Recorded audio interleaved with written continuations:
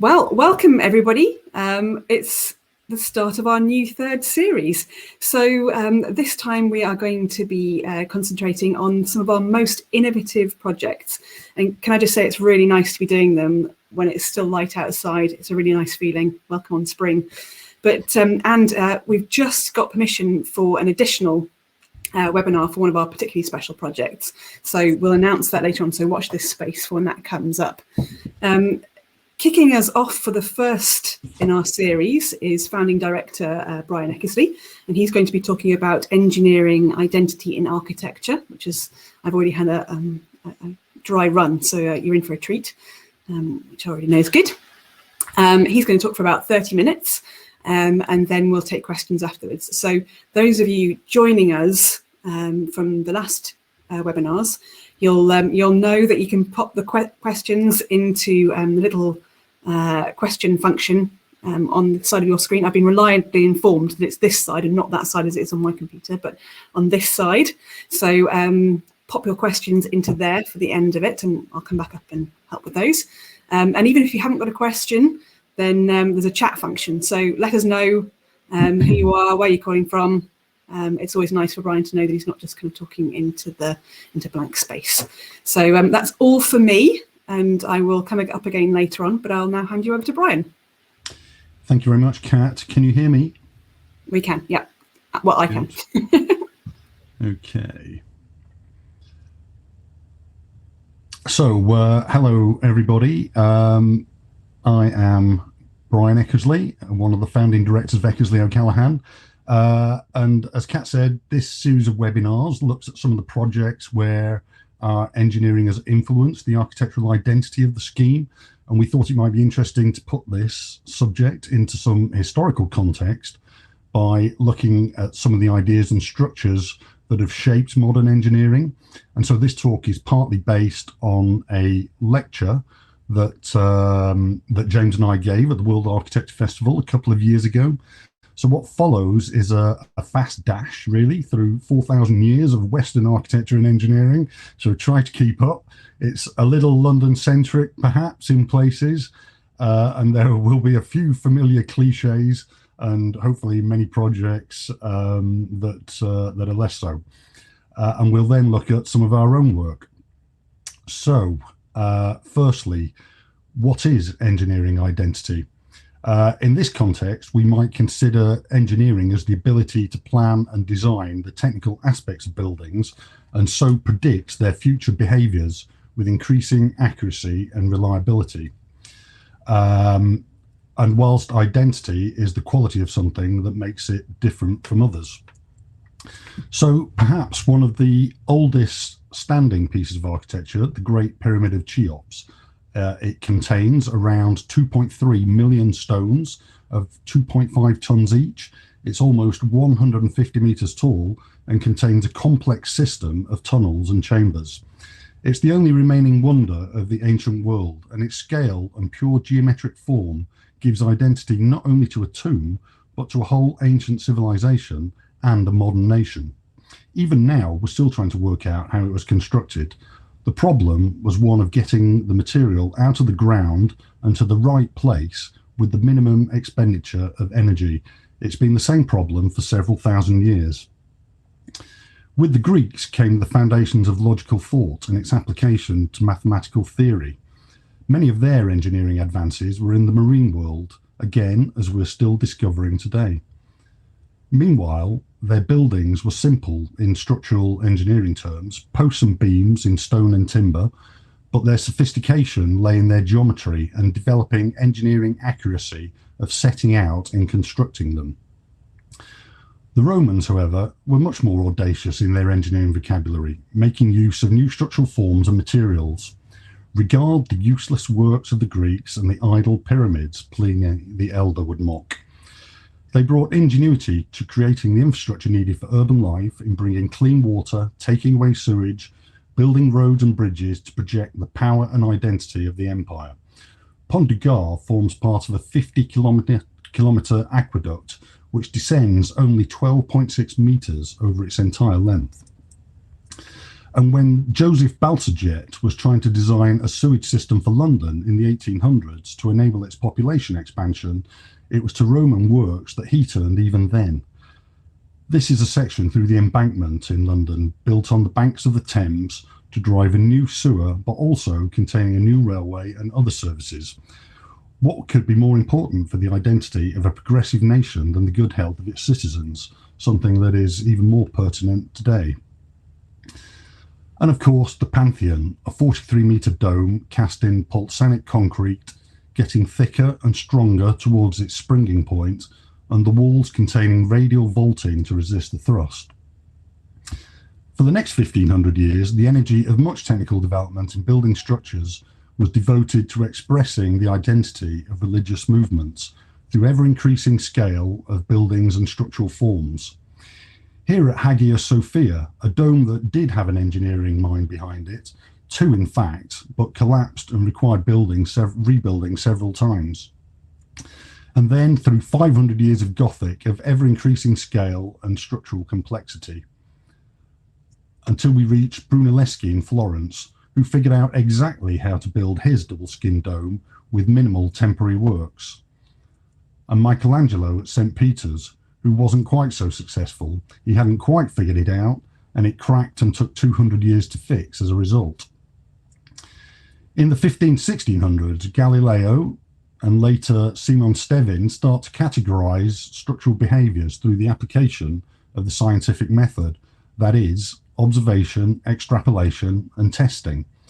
And then the first slide rule was invented in 1622, enabling more complex calculations.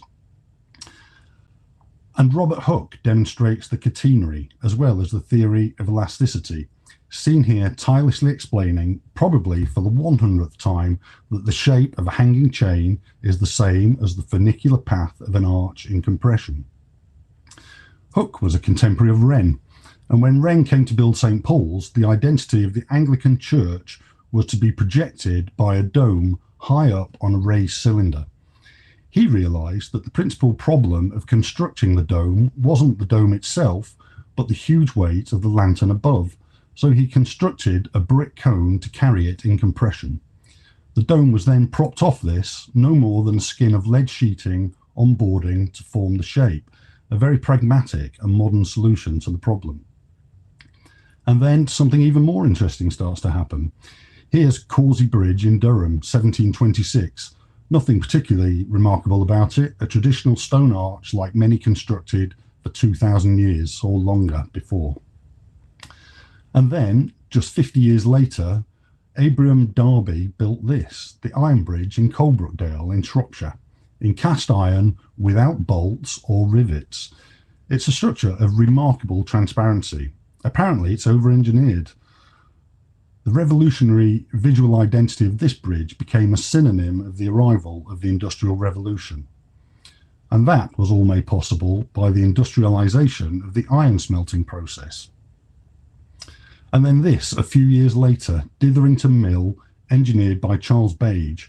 He made the earliest known predictive analysis of the strength of cast iron beams. A fireproof construction and the first iron-framed building. It has tapered cruciform columns and tapering iron beams to support brick-vaulted floors. The 1830s to 1860s were a fertile period for buildings to house plants collected from around the world. New technologies of framed glass construction were developed. This was Joseph Paxton, head gardener at Chatsworth House, and the Great Stove, as it was known. A ridge and furrow construction where the structure formed the envelope and the weathering detail, sadly now demolished. And then, of course, the Crystal Palace of 1851, Paxton again, a building whose constructive audacity still resonates today. It's astonishing in its scale, at 500 metres long, and in the speed of its design and construction, all done in less than 1 year and designed to be temporary and demountable. The genius of Paxton and engineer William Barlow was a rigorous modular prefabricated construction, partly braced, partly portalised and buildable without significant temporary works. It projected an image of an entire country as progressive, technologically advanced and industrialised. And then 8 years later came this remarkable structure by the engineer Godfrey Green. Here he was designing a purely functional boat shed, and one presumes he had no higher calling in the project than that. But we have cast iron H columns, wrought iron main beams, and top-lit central space. And then portalized non-low-bearing facade of corrugated steel with horizontal strip windows, incredibly modern. Sometimes, when no one is looking, purely functional engineering can catalyze radical changes in aesthetics.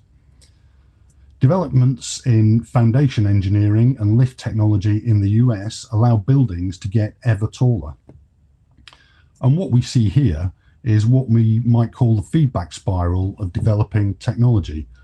Material analysis, fabrication, followed by better material, more sophisticated analysis, improved fabrication, leading to a better structure and greater complexity. It happens repeatedly with cast iron, and then wrought iron, and then steel, and then concrete. And this positive feedback loop is very characteristic of the engineering process. At Peter Jones in Sloane Square in London, we have the first modernist curtain wall in the UK, built in 1935, a building designed to project an image of a progressive retail organisation and looking like it could have been designed 40 years later. In fact, it still looks progressive even today. In the 20s and 30s, we get an influx of European émigré architects and engineers to London who bring exotic ideas of modernism with new technical problems. Here was the engineer Felix Samueli at Simpsons in Piccadilly. His structural solution was more advanced than the London building regulations could deal with, so he was forced to compromise it and make it less efficient simply to comply. And this is typical of some of the battles for engineering approval that we still experience today around the world. And then along comes this figure, Ove Arup. Without a doubt, the father of modern structural engineering and of the collaborative design team, with his philosophy of total design. His most famous project, of course, the Sydney Opera House. This was architect Jorn Utsson's competition-winning scheme, drawn up without any significant technical input. It took Arup 15 years to figure out how to design it and build it. Utsson resigned, the executive architect died early, it went vastly over budget and caused political uproar in Australia. It had to be turned into a form which could be analysed in order to predict its behaviour and then to be fabricated. And that's the key to all modern engineering. It isn't enough that a structure might work, it has to be proved that it will work, usually by calculation, and its form may have to change to make it analysable. The shells here all had to be changed to be made from a single spherical geometry. The irony is that were it proposed now, we most certainly could analyse it and realise something close to Utsson's original design. But an engineered solution has again given an identity to a city and a nation. And Rogers and Piano and Peter Rice at the Pompidou, a building that owes more than a little to the Crystal Palace, and possibly one of the first to allow its environmental engineering to be a principal driver of its identity, as well as technology expressed through its structure. And Rice was adamant that the steel gerberettes should be cast to express the human hand in their production. And Foster here with Anthony Hunt at the Sainsbury's Centre and the Renault building, both celebrating structure in a very expressive way to send a strong message of identity about the attitudes of the clients who commissioned the buildings. But it's also the machine made rather than the handmade which drives the identity of these particular buildings. So there's an interesting family tree of engineers to be drawn of the engineers working in London in the 20th century and which still make it such a vibrant place to be involved in the world of architecture today. Since the 1990s, structural engineering has started to take a backseat of the driver of architectural identity as environmental engineering to minimise energy consumption became increasingly important, and the identity of buildings starts to reflect that. Future systems here, unbuilt and considered unbuildable. Its main structure supporting the floors is straightforward enough, but the organic form of the building envelope was another matter.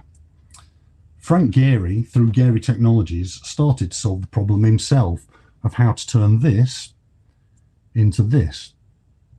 The structure is subjugated to the form, but the leap is in the software that enables it to be modelled and fabricated. And Zaha Hadid, of course, unbuildable for a long time until technology the parametric algorithm and her engineers all managed to catch up with her ideas. Mathematical forms which are maybe more Greek than Roman, here in Baku with AKT. And Buchholz McAvoy at Elm Park, Dublin with Transolar, a totally naturally ventilated speculative office building with no mechanical plant, informed at every level by environmental engineering. Structure still plays a big role in some buildings, particularly tall ones, of course, and at the Burj, the form of the building describes entirely the enormous wind forces acting on it, even if the structure itself is invisible. Whereas Vignoli and WSP at 432 Park Avenue in Manhattan, a super slender tower is made possible by enormous tuned mass dampers at the top of the building and letting the wind pass through every so often on the way up. There's a lot more going on in engineering terms than the strict adherence to a pencil-thin form and regularity would suggest. So we're all designing buildings in a world where limiting energy consumption increasingly drives their form and expression. Structure and material innovations drove identity through the 19th and 20th centuries. Right now, it's energy. But this may not always be the case in the future. The problem of clean energy may well be solved within our lifetimes. Energy in the universe is abundant, of course. We just haven't figured out how to extract it cleanly. If and when we do, it'll certainly have a profound impact on the engineering of buildings. Some estimates put the investment needed to commercialise fusion power as low as £20 billion. That's only about 0.3% of 1 year's global energy expenditure, and a small price in our COVID world. But even if we crack the energy problem, we only have one Earth. Our resources at the surface are limited. Conserving those physical resources will surely become increasingly critical at every level of architecture and engineering design. But one day, some way off in the future, physics and technology will undoubtedly solve that resource problem too. The question is, will we get there before it's too late? So what does all this mean to us at Eckersley O'Callaghan and our work? Well, we began life as structural engineers, but we now have a practice where half of our work is facade engineering. At the forefront of our minds is to help make great buildings through smart and rational thinking. We're curious about materials, as all good engineers should be, and we like to be good borrowers. In all of our work, we aim to be energetic collaborators, understanding an architectural ambition and leaving ego behind to do whatever we can to facilitate its realization and to help the client get the building that they want. Often, our structural input is completely hidden. Here at Keble College with Micah, we've held up a listed building to enable a new basement to be built underneath across the whole site to reuse it as part of a new development. At Freeman School here with Hawkins Brown, a timber frame is expressed, but its details are suppressed to give a strong identity to a new swimming pool. And at Sevenoaks School with Tim Ronalds Architects, we have a modern version of the Sheerness boatyard that we saw earlier with an exposed steel and concrete structure. We recently engineered a building for Vitsu, the company that makes the famous, beautiful, functional Dieter-Ram shelving system. Working with Martin Francis and War Thistleton and Mark Adams, the client, he was determined that the building should take its architectural identity from the product. So a systemized building was developed with a laminated hardwood frame in ultra-strong Baubuka engineered timber. Service routes are integrated and the structure is designed so that floors can be inserted flexibly in new locations in the future as necessary. But it's perhaps in our work in glass that we've been able to develop a whole system of working within a particular material. Glass is a material which requires a particularly disciplined approach from the engineer, as it's very strong but brittle, not so dissimilar to cast iron in that respect. James and I met whilst working with Tim McFarlane. This was one of the first projects which I worked on with Rick Mather immediately after I graduated.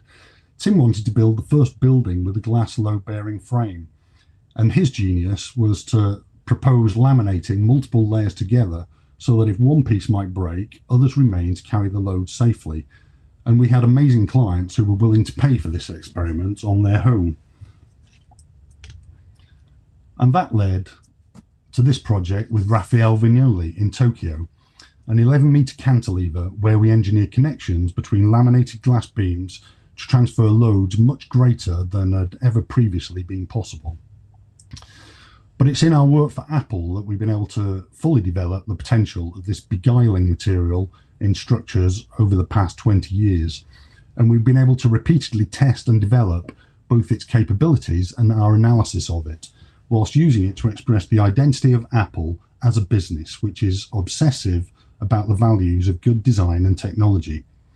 Much of our work has proceeded from first principles and testing, and it's really been a 20-year research project for us. Here's one of our most spectacular spiral stairs at 14th Street in New York with Bolin Tavinsky Jackson, and here in Hangzhou with Foster and Partners. The details have become ever more refined through the years. Fabrication methods have improved. Sizes have got bigger. Here's James standing in Sealy's 15-metre vacuum autoclave. And new fabrication equipment was constantly developed by a network of global fabrication partners, here to toughen and curve 12-metre panels, and equipment to move around those panels, both in the factory and to install them on site. Both of those were for this project in Shanghai. And all the while, our methods of analysis got increasingly better and our confidence increased in creating ever more sophisticated details. On the right here at Zorlu in Istanbul, reducing a 10-metre square structure to just 4 simple planes of glass and a carbon fibre composite roof, 175 millimetres thick, which then led to our work on the Apple campus, both in the main building, but particularly on the Steve Jobs Theatre, which we might consider perhaps as a dematerialised Pantheon dome. A carbon fibre roof weighing 100 tonnes and almost 50 metres in diameter, supported by a wall of glass in one of the world's highest seismic zones, fabricated in segments in Dubai and erected on site and then lifted in a single piece onto the wall of glass.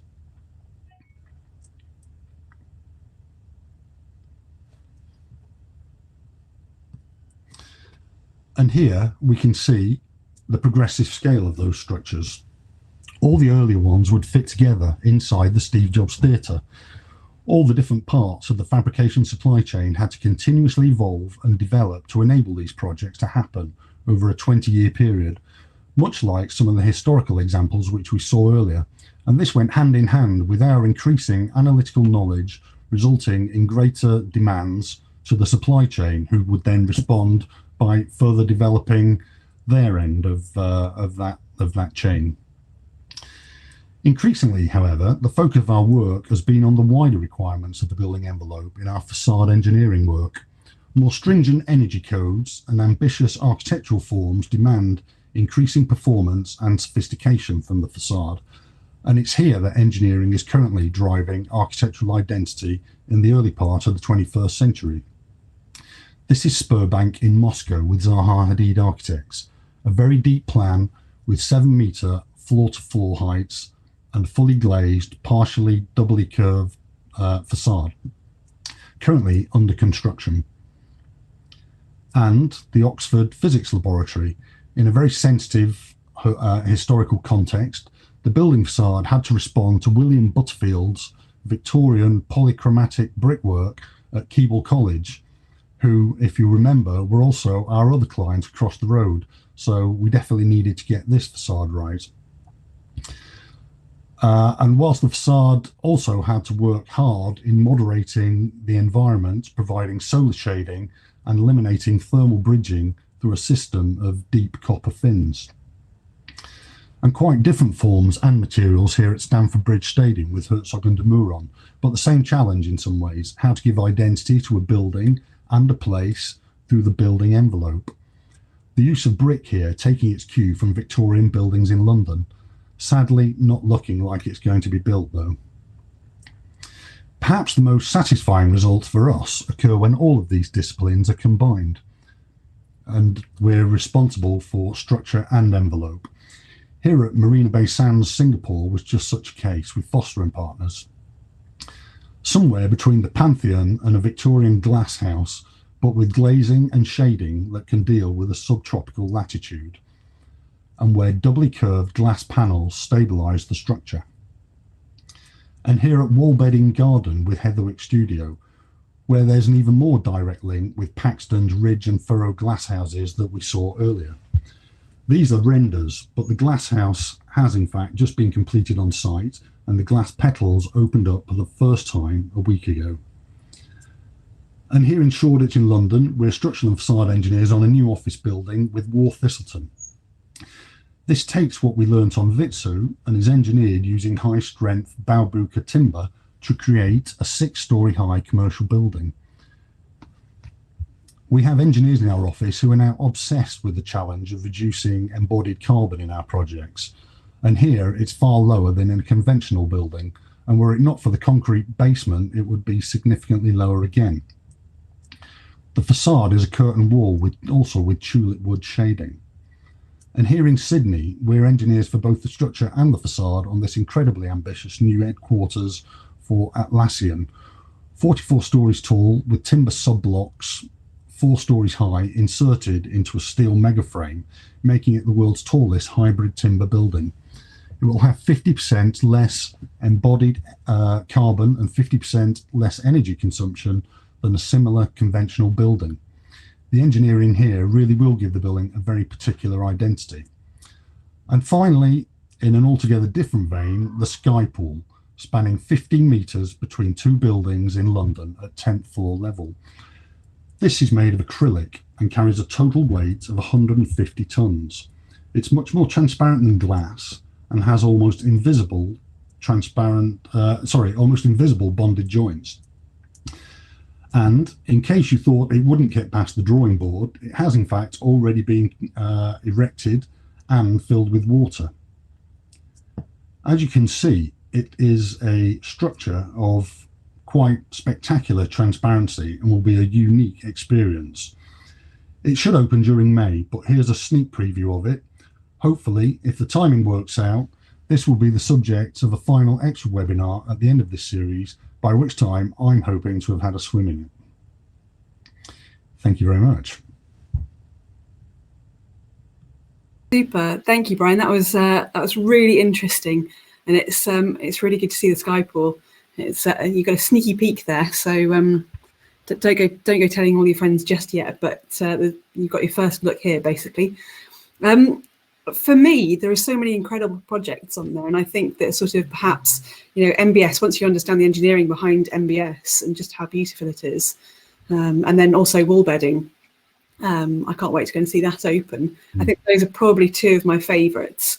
But do you have a favourite? Which one's your favourite? Or at least, if there was a building, perhaps that's perhaps maybe like choosing between which of your children is your favourite. So maybe I shouldn't ask you that. But if there was a building out there that you haven't worked on, but which one would you work on? Do you think? Which one would you have wanted to work on? Goodness me, there are so many. That's so many amazing buildings. That's a really difficult question to answer. I think that probably the Sydney Opera House would have been an amazing thing to be involved in. The Pompidou would have been an amazing project because it was so revolutionary at the time.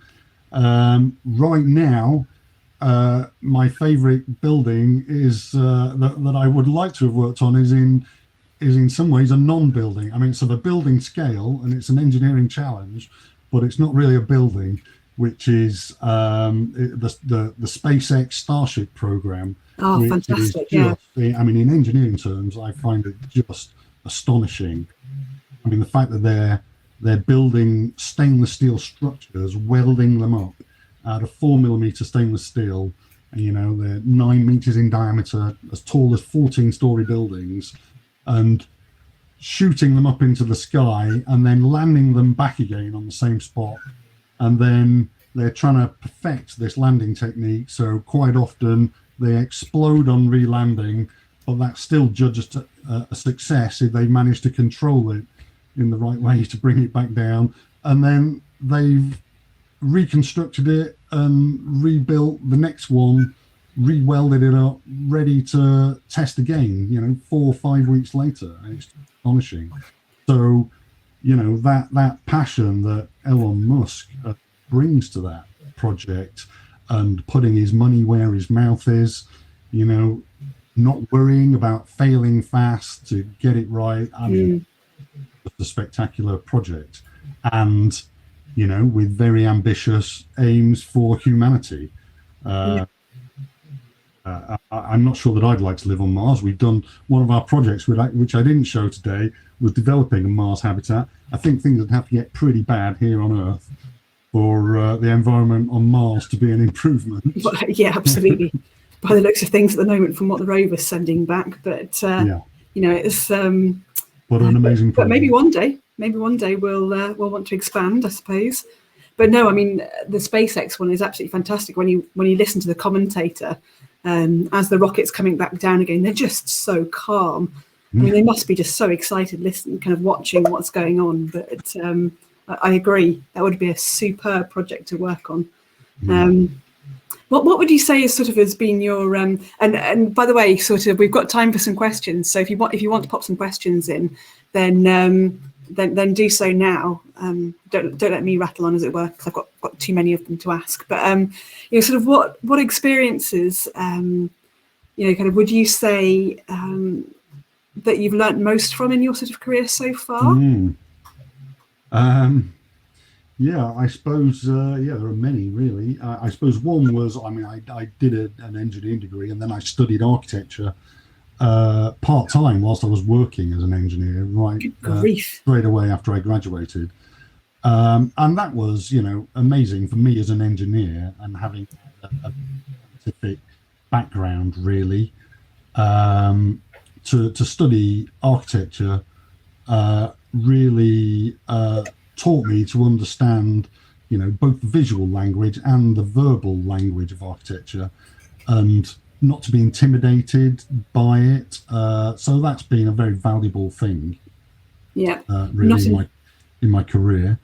And then actually building my own house was an amazing experience in terms of really seeing firsthand what structural engineering and architecture can do, and what amazing workmanship can do, and understanding and the importance of the contractor who builds a project, and how important that relationship is, and the skills that they bring to a project. I mean, that's incredibly valuable. And how to make pragmatic structures that don't need to cost the earth. Absolutely. No, I remember you telling me about your house, because I'm assuming you're talking about the one in London, rather than the one you're building now. But the London house is a fantastic example of because you did that quite early on in your career, didn't you? In terms of and I'm sitting in it right now. It's having been sitting in it for 25 years. That's pretty incredible. It's it really was a kind of a something from nothing, that house, if you know what I mean. So it is incredible. Yeah, but it was, more than anything, it was a fantastic learning experience. And as much from the architects John Corp and Sheila Bull that we worked with on that project as well, who they just had this amazing pragmatic approach to architecture and deep understanding of structure and how you build things. And that was a great learning experience. Oh, we've got the questions. And then, beyond that, setting up our practice, Eckersley. Yeah, absolutely. Don't forget that. Over 20 years, that again has been an incredible learning experience as we've grown, and the fantastic team that we have. And now we learn more from them than they learn from us, I think. Absolutely. And I liked what you were saying before about not being intimidated by architecture, but perhaps you could add to that in terms of saying not being intimidated, but you're being inspired by it. I guess really not being intimidated by the language. Yes, of course. No, of course. But it's becomes more inspiring when you can be not intimidated by it. Sure. But we've got the questions coming in thick and fast now. Yeah. And Mark Adams has joined us from Vitsu. So he says slightly surreal witnessing your mention of Vitsu as I stand in the very building as the sun sets, which is a rather nice thought for that one. Hello, Mark. It's a wonderful project. We're very proud of it. Project. It's a great project, and maybe one that we should feature in the future at some stage, because that obviously has great kind of net zero and sustainability credentials, which I think is kind of very applicable for now as well. So, so Mark Lee asks, if you could choose a project to design / engineer in the post-COVID world that helps deal with some of the challenges posed by COVID, what would it be? Question for you there.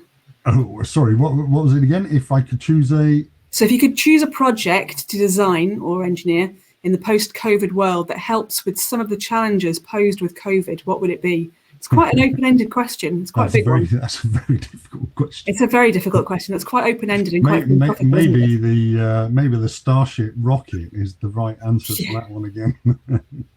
To leave the pandemic behind and find another world elsewhere. Very, very true. Very true. Let's see. So somebody else asked or was talking about looking at older structures. So Kevin Shaw was saying Coventry Cathedral, columns and connections are very small compared to what the engineer accepts now. Such buildings don't seem to experience problems, so why can't we achieve such delicate details today?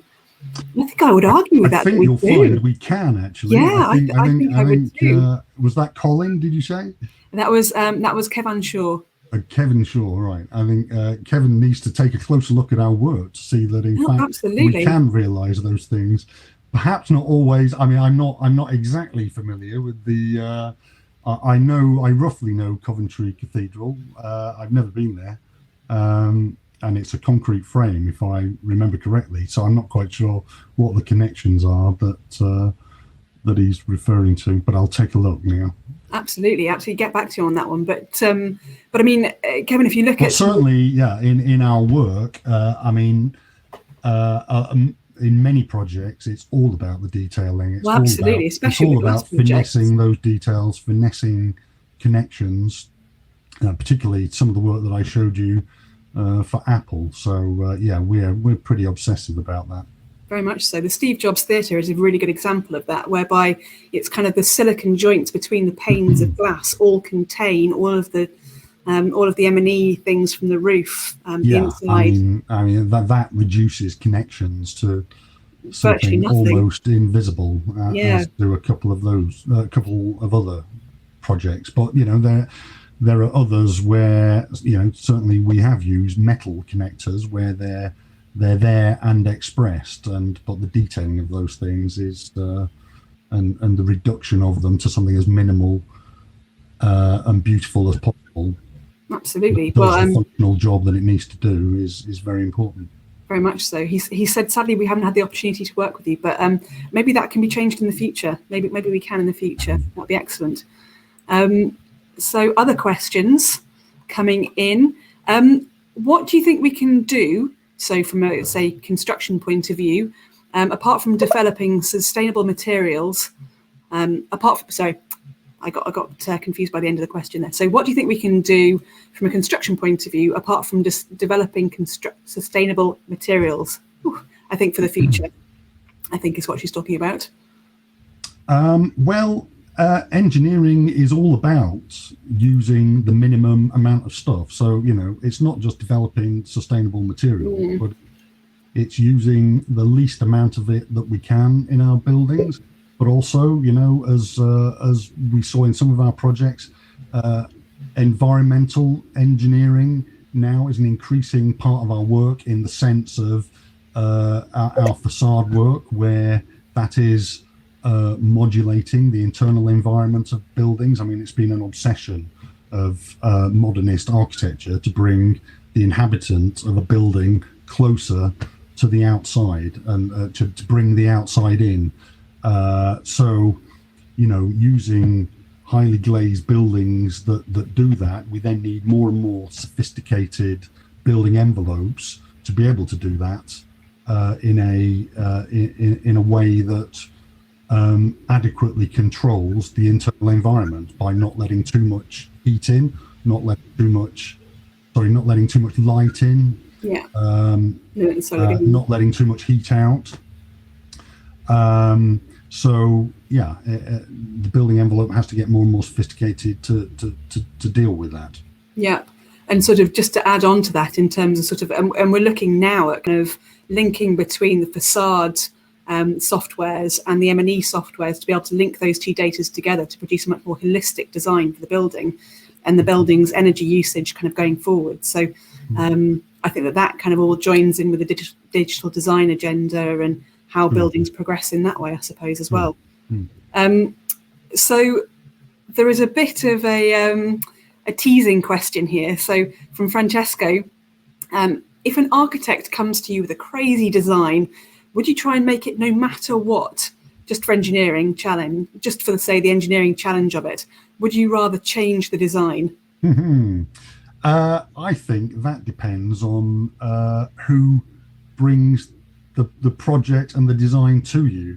Ooh, I mean, if they are, it depends whether they're interested in achieving their vision, their project at all costs, no matter how crazy it may be in engineering terms, but this thing has to be realized in this way, or do they want to be informed by and respond to some of these, some of the knowledge that we and others can bring to a project? And both of those things can result in wonderful end results, and you get all the shades in between as well. So I think, you know, when I said earlier that part of our role is to be sympathetic to the ambitions of a project, that's exactly what I meant, really, and not to put our ego in the way. It's not like, no, you have to do this project in this way, otherwise we're not interested. I mean, we don't take that approach at all. But we certainly try and explain to the people that we're working and collaborating with what is sensible in engineering terms, what is a pragmatic thing to do.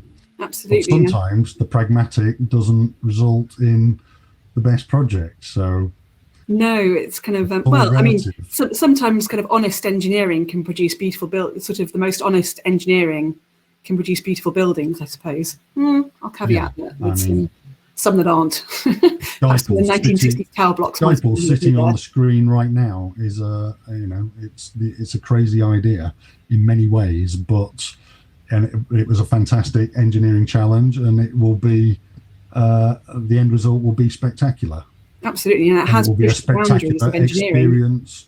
It will be a spectacular experience to use it. Absolutely. And you know, you don't always know where these projects lead, so you know it might be considered an extravagant folly in many ways, but who knows where these things lead? They often lead somewhere that you didn't anticipate. The big biro with NASA, you know. So Richard Wolf asks, why do you think glass engineering continues to excite you? Oh, nice. Well, it's just such an amazing material, isn't it? I mean, it's transparent, yet it's super strong. You can carry enormous loads and you can see through it. I mean, what's not to like about that? And so it is a beguiling material. And as I'd said, in engineering terms, it requires this really disciplined approach to understand exactly where loads are going, exactly where stresses are, because of its brittle nature, because it can break unpredictably, and so one always has to design structures with that at the forefront of your mind. Absolutely. And then not only can it do that structural function, but it can make the envelope of buildings as well. And as I said, it can bring the outside in and make an amazing experience for the user of a building. Real connection. We have got one which is talking about sustainability. So people are starting to ask about, thank you very much for the presentation. The Steve Jobs Theatre building is amazing, he says, but however, how do you see this building from a sustainability point of view, especially thinking about the big size panes transported from Dubai to the US?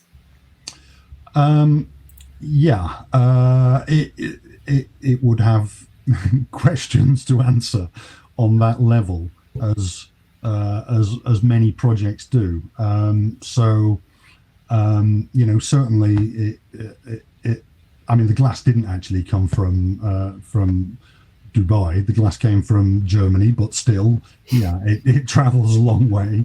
The roof came from Dubai, but that's only part of it, isn't it? It's then what's gone into those materials to create them in the first place, and how recyclable they are at the end, and what the energy consumption of the building is as well. So, some projects, there is a much greater driving ambition to answer those problems, and certainly, the building at Marina Bay Sands for Apple, also with Foster and Partners, addresses those questions to a greater extent.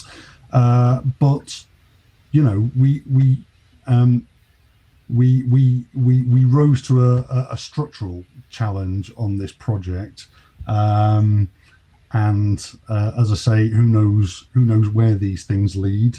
But they don't necessarily always answer the sustainability question, but increasingly they do. Increasingly, all our projects have to.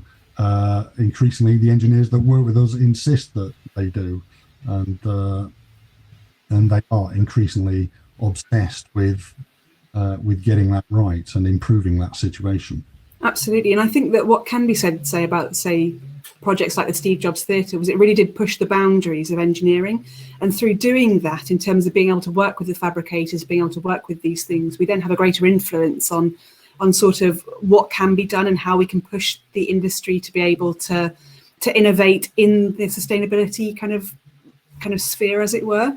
And so we are now working with those fabricators to make the processes more sustainable, the designs more sustainable, the manufacturing facilities, kind of where we source the different materials from, more sustainable. And so all of those things are now starting to contribute to being able to kind of filter down the line. So, a Steve Jobs Theatre is one flagship project, but that has massive implications on all of the kind of the other projects underneath it, that are kind of the more mainstream projects, which are now using the technology, which is far more streamlined in its construction, which has kind of been, innovated on quite heavily, to be able to use those and advance in that kind of sustainability question. So I think that although that's a flagship project, it has implications for all of the other ones that follow it, which is really important in that sense. Great. And in my saying that, I haven't looked at the other questions that have come in, of which there are. So let's see. Is acrylic the new glass? Can you speak a bit more about the little pros and cons? No, I don't think acrylic is the new glass. We can talk about this project in a bit more depth in a few weeks' time, hopefully, when it's opened. But acrylic has certain very useful properties, and some of them make it better than glass, but it has other properties that make it worse than glass. It's not nearly as strong as glass, for instance.